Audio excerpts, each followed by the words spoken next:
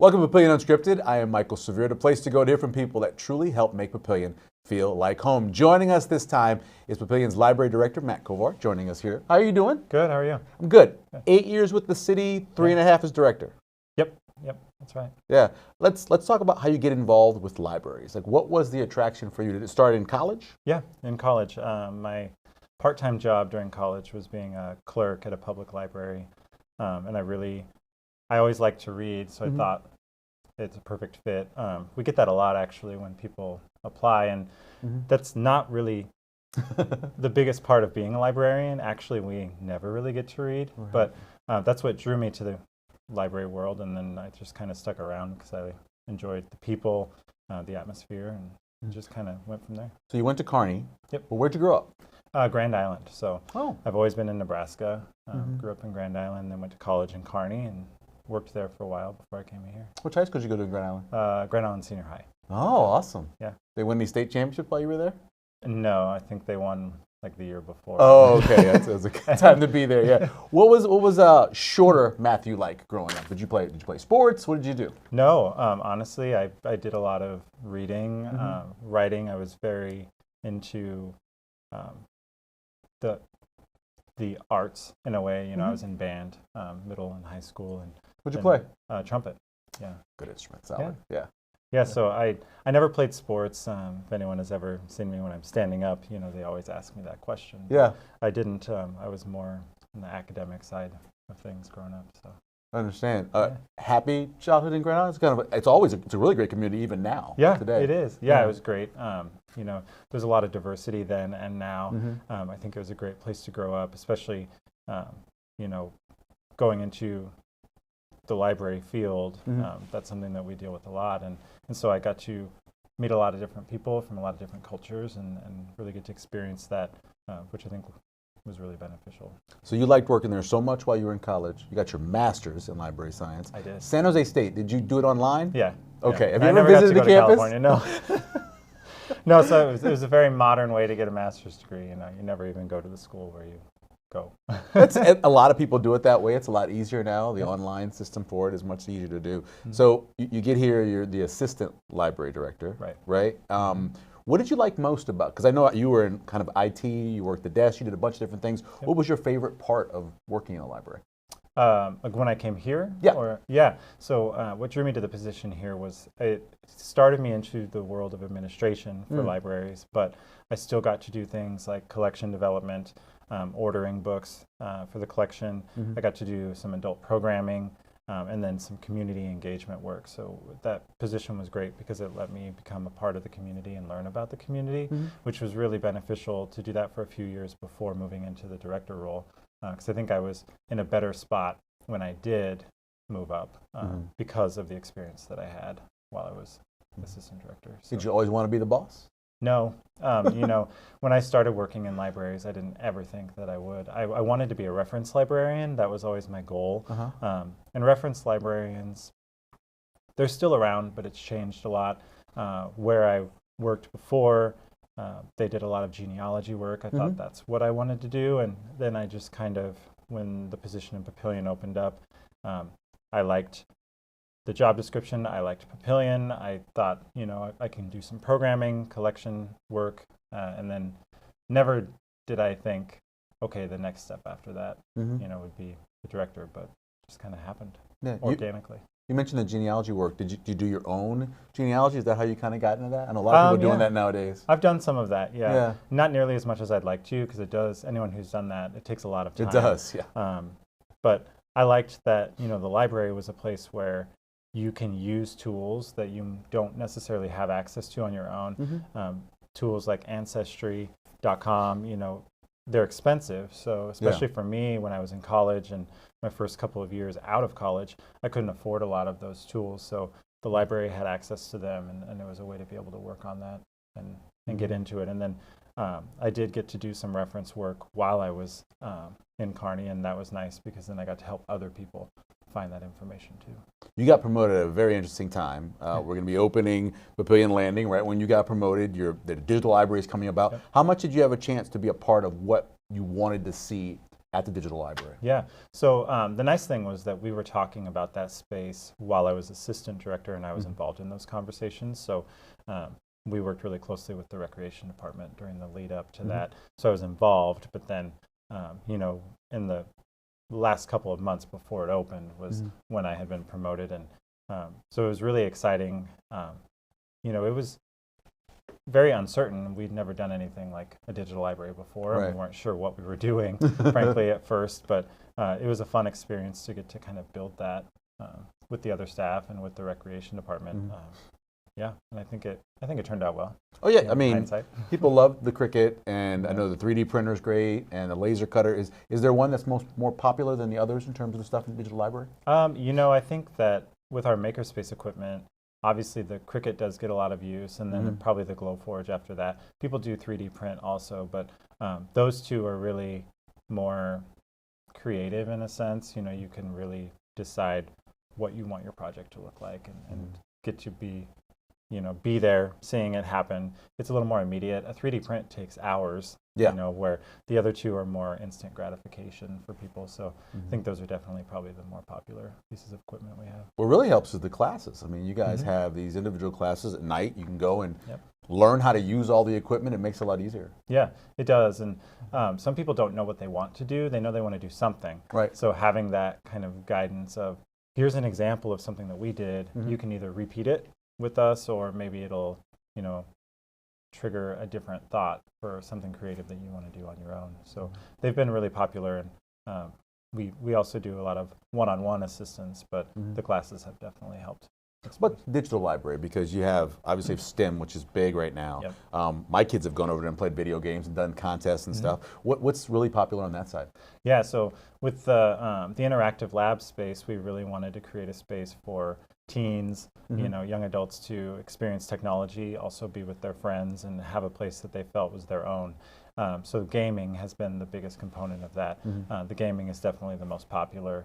We have, you know, we have PlayStation, Xbox, Nintendo Switch, a whole bunch of different games, and we really, it's been cool to hear from the teens and the people in the space what they want in terms of games, and we really try to incorporate those into our collection over there to make them accessible to the public and make it a space that they want to hang out in. So I would say the gaming is probably the most popular, and then just a place for them to hang out, to meet their friends and get to experience technology, either on their own, because some of them don't, you know, hang out in a group, or with their friends too. It's been pretty cool to see. Whenever you have a grand plan, like something like Papillion Landing, in your mind, I'm sure you thought, okay, here's what it's going to look like. Yeah.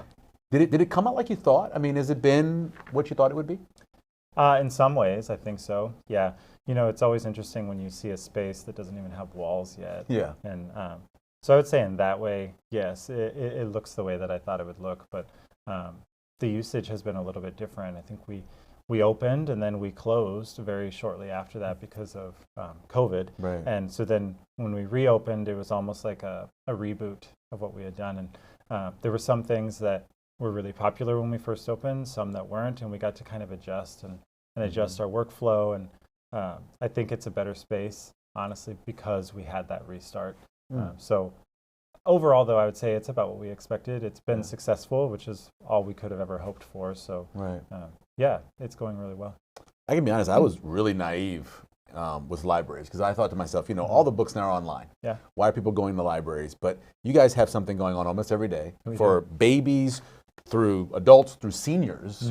It's an incredibly busy place. There's a lot going on. Yeah, there is. At both of our locations, you know, we really try to have a wide variety of offerings for people from birth through adulthood. And obviously people have often thought first about our youth programming, which, you know, has always been very robust, and we've had a lot of offerings for that. But we're really trying to build some of our other areas as well.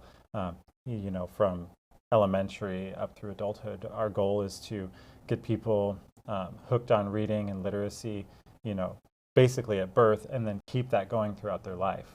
A lot of people will read in school because they have to, and then they kind of stop.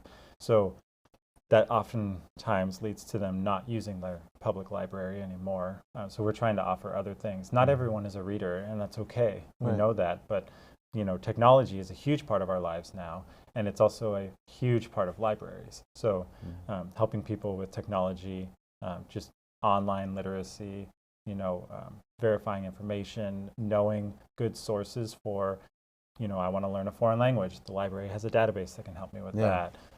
I need legal forms. We have resources for that. Find a job. Yeah, job assistance. We have people that come in just to use the computers, or that they don't have internet, or their internet at home isn't as strong as they need it to be, or they need a place to study. So we try to offer a wide variety of different, you know, paths to using our space. I was telling somebody about the library because you have the 1,000 books before kindergarten, and then eventually those people will be reading books and going to book club, right? And even if you're not reading it, just audiobooks are amazing too. But I thought the book club is really interesting. Maybe it's just 3 people there, maybe it's 15, but it seems like it's a really good community. Yeah, and we had book clubs in the past, but honestly, the last couple of years we've kind of changed the way we did book clubs and tried to find some more specific types of groups that are unique. You know, there are tons of book clubs out there, but we picked a couple of different routes. Our Page to Screen is focusing on books that became movies. You know, the Death and Donuts one is focused more on the kind of the true crime, which people love. And then Pioneer Paperbacks is focusing on, you know, Nebraska and pioneer authors and literature. And so those 3 have really taken off and been successful. And not that we're surprised, but I think we're really encouraged that our patrons have taken to them as much as they have. And they've taken off because your staff is so good. Right? I mean, you have to really embrace the Page to Screen, for example. You know, you got to really get into the history of the book and the movie. I think they do a great job doing that. Yeah, and we have some subject area experts on our staff that really know their stuff. Like with Page to Screen, you know, Tressa knows so much about film and how the books tie into it that she's a great resource for that. And with, you know, Death and Donuts, I mean, we have people like Melinda on staff that are massive readers of that genre and know so much about it. And then Shelby with history and tying it into, you know, Papillion and just the pioneers in Nebraska. It's been great to have staff that are so good at what they do. So what's the future of libraries? What do you see as, if you had a crystal ball, like what's the next thing that you guys are going to be doing in the library that's kind of new, you think?